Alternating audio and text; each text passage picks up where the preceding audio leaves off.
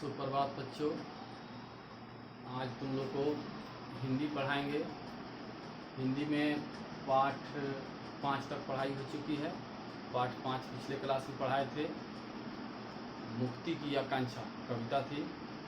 आज उसके आगे पाठ 6 पढ़ाना है, जिसका शीर्षक है बिंदा। वह रेखा चित्र है और वह महादेवी वर्मा द्वारा रचित कहानी है। और महादेवी वर्मा का गद्य और पद दोनों में समान पकड़ था।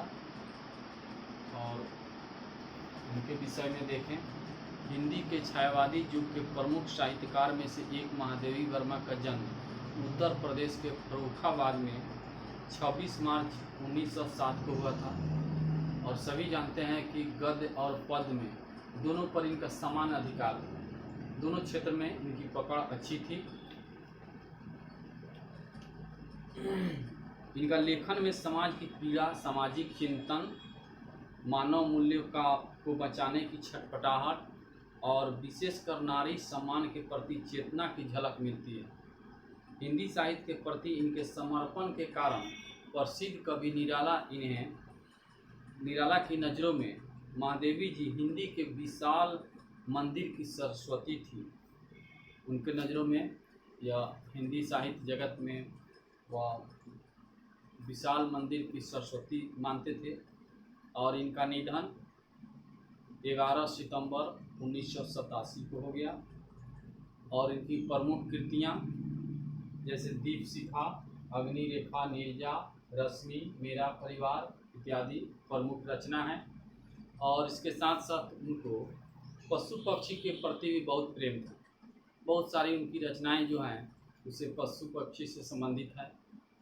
जैसे नीलकंठ, कैसे वह मोर को पालती हैं और कैसे उसके साथ उनका उठना बैठना था। चलो देखें बिंदा पाठ को। यह रेखा चित्र है। यह एक बिंदा नाम की एक बच्ची है। उसकी एकदम यह एक मर्मस्पर्शी कहानी है। लेखिका की बाल सखी बिंदा अबोध अवस्था से ही कष्टमय जीवन जी रही थी। रात दिन चक्की की भांति काम में लगे रहने पर भी उसे प्रति क्षण अवहेलना सहन करनी पड़ती थी। यानी रात दिन कड़ी मेहनत करने के बाद भी प्रताड़ित होना पड़ता था, अवहेलना का शिकार होना पड़ता था उसे। इस बालिका के संघर्षमय जीवन की व्यथा को लेखिका ने शब्द प्रदान किए हैं, जिसका अंत बिंदा के अंत के साथ ही हुआ है। आए देखें कहानी का हिस्सा। भीत सी आंखों वाली उस दुर्बल, छोटी और अपने आप में ही सिमटी सी बालिका के पर दृष्टि डालकर मैंने सामने बैठे सज्जन को उनका भरा हुआ प्रवेश पत्र लौटाते हुए कहा। प्रवेश पत्र यानी एडमिट कार्ड जिसे कहा जाता है, परीक्षा से पहले भर कर भेजा जाता है और वह बोर्ड से सत्यापित होकर फिर आता है। तो यानी वह परीक्षा देने में, वर्ग में प्रवेश करने के लिए वह एक प्रमाण पत्र होता है। आप उसमें करें लौटाते हुए कहा, आपने आयु ठीक नहीं भरी है, ठीक कर दीजिए, नहीं तो बाद में कठिनाई होगी। और थोड़ी सी भी गड़बड़ी होती है डेट ऑफ बर्थ में, चाहे नाम में, माता के नाम, पिता के नाम में, तो परेशानी होती है। फिर जाकर सुधरवाना पड़ता है बोर्ड में। नहीं, यह तो गत आषाढ़ के 14 की हो चुकी है। इधर से सुनने को मिला कि नहीं, यह आषाढ़ महीना में यह 14 वर्ष की हो चुकी है। जैसे हिंदी महीना में होता है वह आषाढ़, सावन, भादव, क्वार, कार्तिक, अगहन, पूष, माघ, फागुन, चैत्र, बैसाख, ज्येष्ठ, तब आषाढ़।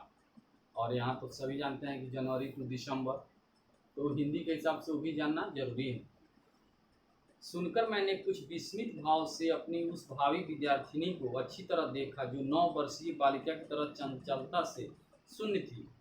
और जब सुनने को मिला कि आषाढ़ में 14 वर्ष की हो गई है, तो बड़ी आश्चर्य हुआ कि देखने में एकदम भोली भाली लग रही थी। एकदम उस तरह नहीं लग रहा था कि उसका उम्र 14 वर्ष है। अब और 14 वर्षीय किशोरी के सलज उत्साह से अपरिचित वह 14 वर्ष देखने में नहीं लग रही थी, उससे एकदम भिन्न थी।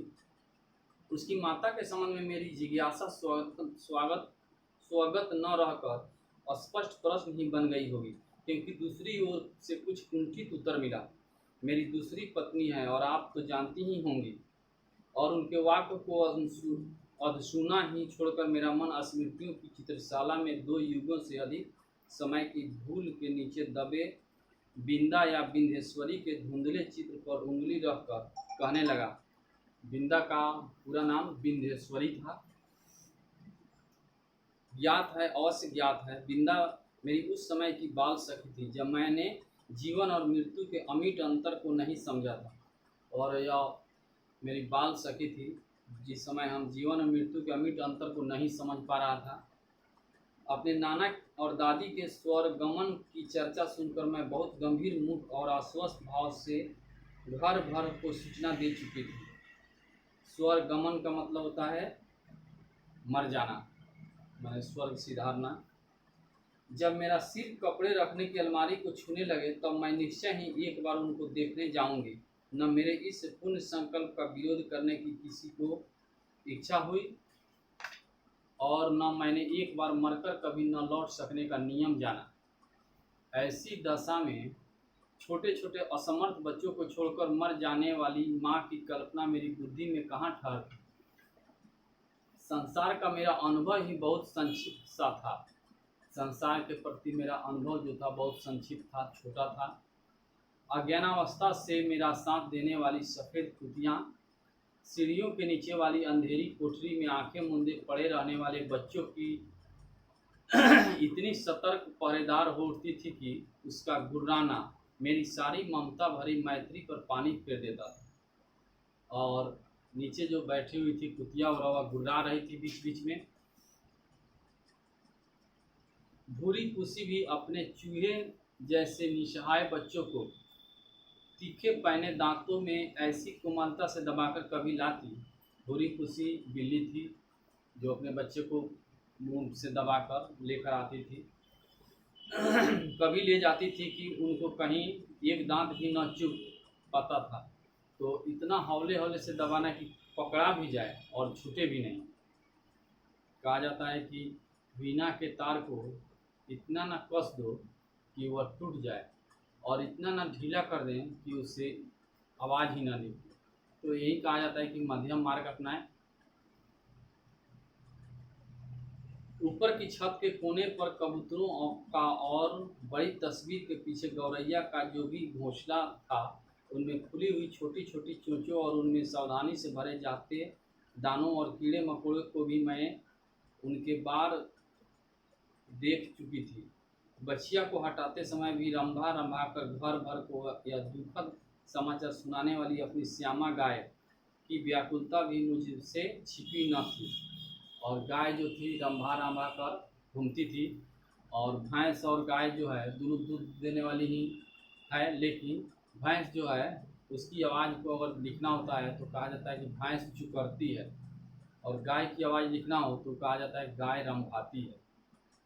क्योंकि जैसे घड़ी है टिक टिक करती है, घंटी टन टन बजती है, कपड़े फड़फड़ाते हैं, जूता मचमचाता है, चूड़ियाँ खनकती है, तो सबका अलग अलग आवाज़ है। शेर दहाड़ता है, हाथी चिघाड़ता है। आगे एक बच्चे को कंधे से चिपकाए और एक की उंगली पकड़े हुए जो भिखारी द्वार द्वार फिरती थी, वह भी तो बच्चों के लिए ही कुछ मांगती रहती थी। अतः मैंने निश्चित रूप से समझ लिया था कि संसार का सारा कारोबार बच्चों को खिलाने पिलाने सुलाने आदि के लिए ही हो रहा है, और इस महत्वपूर्ण कर्तव्य में भूल न होने देने का काम माँ नामधारी जीवों को सौंपा गया है। और बिंदा की भी तो माँ थी जिन्हें हम पंडिताइन चाची और बिंदा नई अम्मा कहती थी। तो बिंदा जो है उससे उस पंडिताइन चाची कहते थे और वो नई अम्मा कहती थी। सब माँ का दायित्व होता है कि अपने बच्चे का सही देखभाल करें, रख रखाव करें। चलो आज यही समाप्त करते हैं, अगले क्लास में पढ़ाएंगे।